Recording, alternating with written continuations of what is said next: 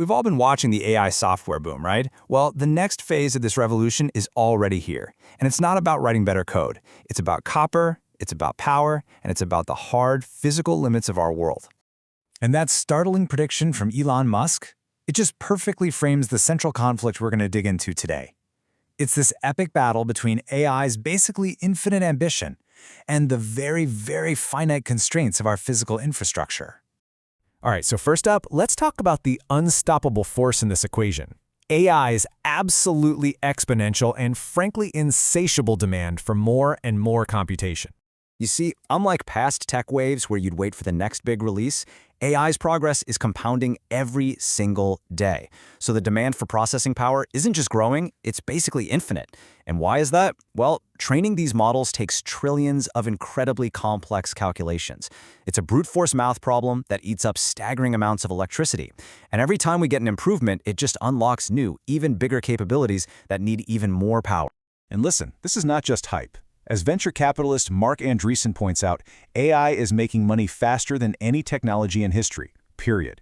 And that real-world revenue, it's just pouring gasoline on the fire, fueling this relentless, almost price-insensitive race for more hardware and more power.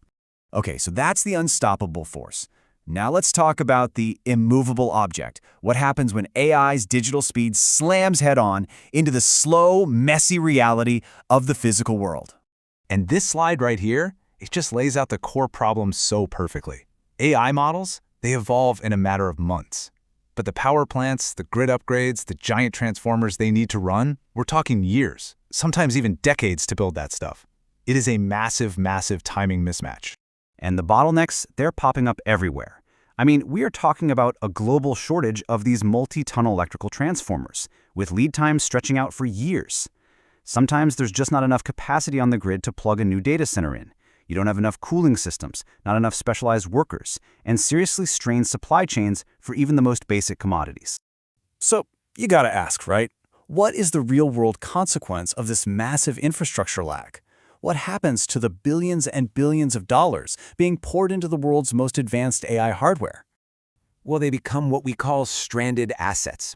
You have these powerful, cutting-edge GPUs just sitting idle in a warehouse, completely useless because you can't plug them in. They literally become the world's most expensive paperweights. You know, Musk's analogy of having a billion light bulbs but not enough sockets? It's just spot on. But, okay, here's the twist in the story. Even as this whole data center build-out is hitting a very real physical wall, AI progress itself isn't stopping. And that is all thanks to a renaissance, a revolution really, in chip efficiency. I mean, just look at the evolution from NVIDIA's Hopper chip to Blackwell and then to the upcoming Rubin chip. This isn't just some small incremental improvement. This is a quantum leap in both performance and efficiency. It's kind of like jumping from the very first automobile straight to a modern Porsche. And here's the really crucial point. The upcoming Rubin architecture? It's projected to deliver the same massive computational power as the Hopper, while using 90% less energy. That is a game changer. It allows AI's progress to keep sprinting ahead, even within our existing power constraints. So when you smash together this infinite digital demand, these finite physical limits, and this incredible leap in hardware efficiency, what do you get? Well, you get a massive rotation in the investment markets. It's creating a whole new set of winners and losers. And this table here really breaks down that change. This isn't just a new investment thesis, it's a fundamental reordering of the market. The playbook is literally flipping from the digital world to the physical world. We're seeing a shift away from pure software companies, away from those high-flying data center enablers, and even away from the big tech stocks in the Magnificent Seven. Instead, the smart money is moving towards the companies that are using AI to get more productive, and of course, the companies that provide the raw materials and power for this whole physical build-out. And hey, this isn't just a theory. You can see it in the data. The rotation is already happening. As you can see right here, since that inflection point last fall, proxies for the physical economy, like the Russell 2000, have actually started to outperform the mega-cap tech giants. Now, this is a really key point. The demand for these physical materials is what economists call price inelastic. Think about it. Copper and silver make up such a tiny fraction of a multi-billion-dollar data center's cost. That means the hyperscalers, your Amazons, Googles, and Microsofts of the world, they will pay whatever it takes to get the resources they need. For them, this is an arms race, and they have to win.